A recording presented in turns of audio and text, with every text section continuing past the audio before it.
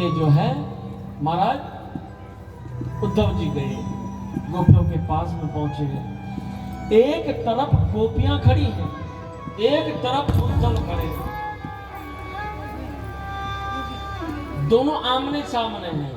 बात कौन पहले करे? अच्छा ऐसा होता है, वही कोई अनजाना आदमी दिख जाए, कैसे बात करे?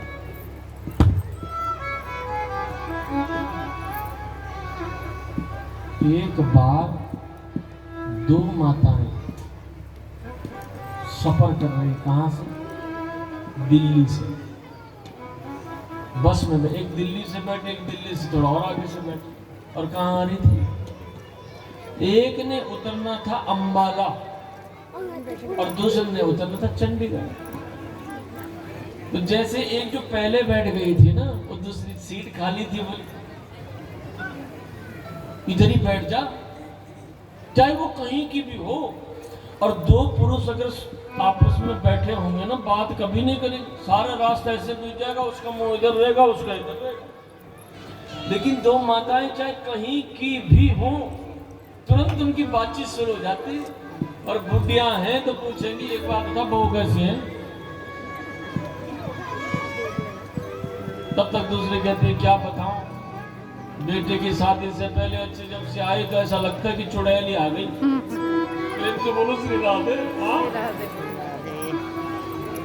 और जवान है तो सास की चर्चा चलने लग जाती। ऐसा करते करते करते करते इतनी मगन हो जाती है ना बातों में, इतनी बातों में मगन हो जाती है कि जिसको अंबाला उतरना था ना, वो चंडीगढ़ पहुंचा। बाद में आया कंडक्टर ने कहा उतरो तो नीचे, चंडीगढ़ आ गया। उसने कहा मुझे तो अंबाला उतरना था। इतनी मगन हो जाती है बातों में। और पुरुष लोग जो दो बात कर रहे होंगे, पहले तो बात करेंगे नहीं, एक का मुंह इधर रहेगा, एक का मुंह दूसरी तरफ रहेगा। माताओं के अंदर प्रेम होता है। ऐसी गोपियां एक दूसरे को देख रही हैं, बात कौन पहले करे? मधुपति तब बंदो मां। एक भौरा आया और भौरा गुनगुनाने लगा। और जैसे भौरा गुनगुनाने लगा, कहते उसी समय गोपाल ने कहा चल हट, तू भी काला, वो कृष्ण भी काला, हो सकता है तुझे भी कृष्ण ने भेजा हो, तू भी दूत बन करके आया होगा जरूर उस कृष्ण का। यहीं से उद्धव की और गोपियों की वार्ता हुई। उद्धव ने कहा, उद्धव ज्ञानी है, उद्धव ने कहा हे गोपियों, कौन सा कृष्ण है? मेरी बात मानो, उस निर्विकार ब्रह्म को भजो। ब्रह्म सब में व्यापक है, वो निर्विकार है, ब्रह्म ज्ञान देने लगे। गोपियां हंसने लगे और हंसते हुए बोली, हे उद्धव, कौन से ब्रह्म की बात करते हो? कि ओधो मन न भये 10 एक हूँ तो सो गयो श्याम संग को आराधे। कि ओधो मन न भये 10 एक मन था, वो श्याम लेके चला गया। दूसरा मन कहां से लेके आए? होते 10-20 मन तो एक तेरे ब्रह्म को भी दे देते, और दूसरा मन कहां से लेके आए? कि इंद्रिय शीतल भई के सब बिन, जो ही दे बिन से। अब तो हमें कोई भान ही नहीं रहता कृष्ण है हमारे पास नहीं है, वो तो हमारे पास है, हमारी आत्मा में है, हमारे हृदय में है। ऐसा प्रेम देखा गोपियों का। उद्धव उठे और जाकर के राधा रानी के पास। राधा रानी का एक नियम है, जब से कृष्ण गए हैं ना, एक कमल का पुष्प उठाती हैं और यमुना में बहाती हैं कि कभी तो मेरे कृष्ण को मिलेगा। और कैसी स्थितियां हैं राधा रानी की जब से कृष्ण गए हैं कि सूख कर कांटा हुआ तन, विकल बेहाल मन, बाल बिखरे शुष्क थे, मुरझा हुआ था विद बदन, वह निकलती आहती आंख आंसू से भरी, व्यसन अस्त व्यस्त थे थी दुखलता पूरी हरी। जब से कन्हैया गए कोई श्रृंगार नहीं करती है, कोई सजते नहीं है। क्यों? क्योंकि देखने वाला चाहने वाला कृष्ण तो हमें छोड़ करके चला गया। किसके लिए सजना है, किसके लिए श्रृंगार करना है?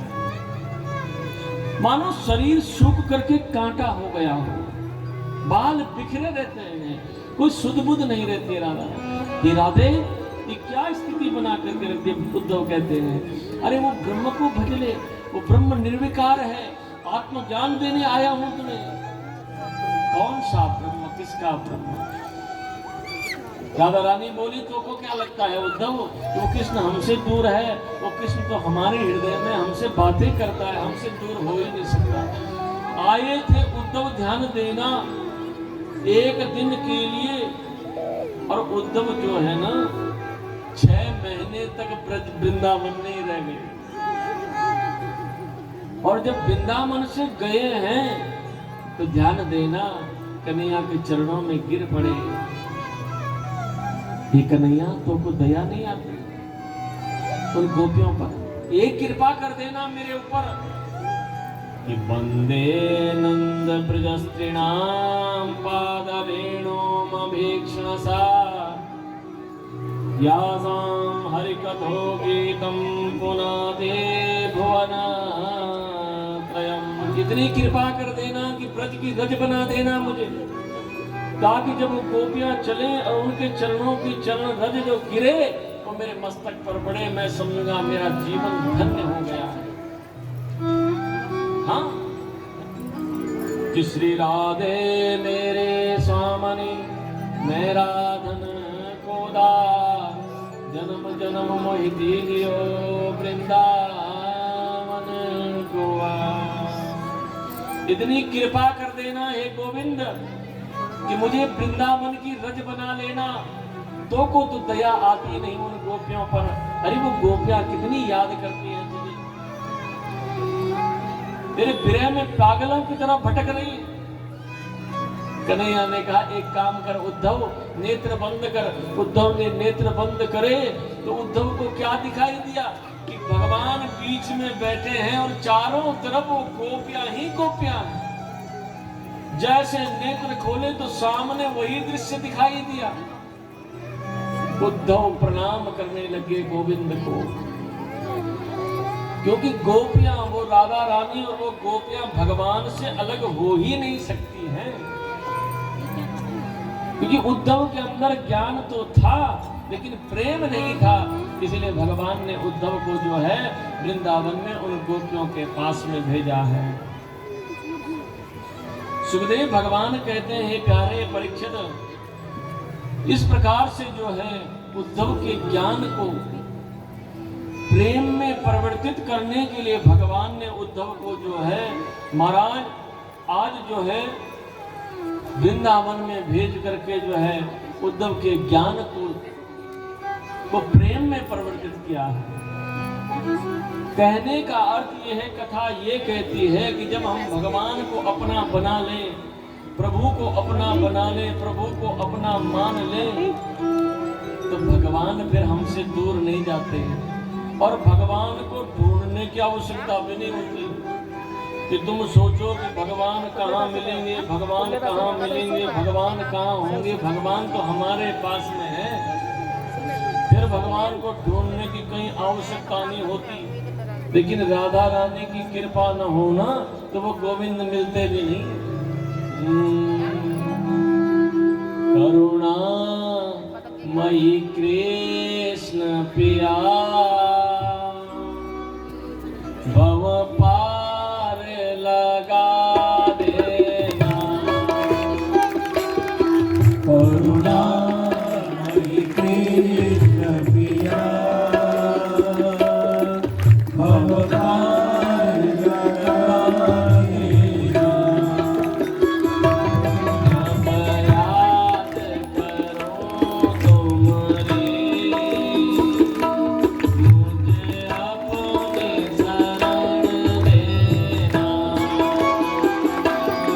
जब याद करो तुम्हारी मुझे अपनी शरण देना। करुणामय कृष्ण पिया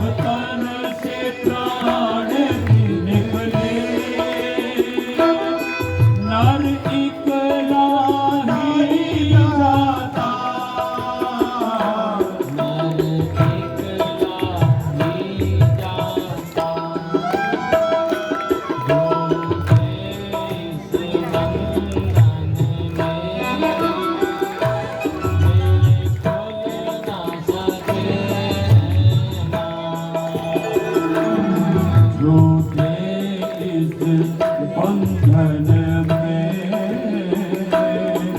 मेरे भूल ना सके नैना।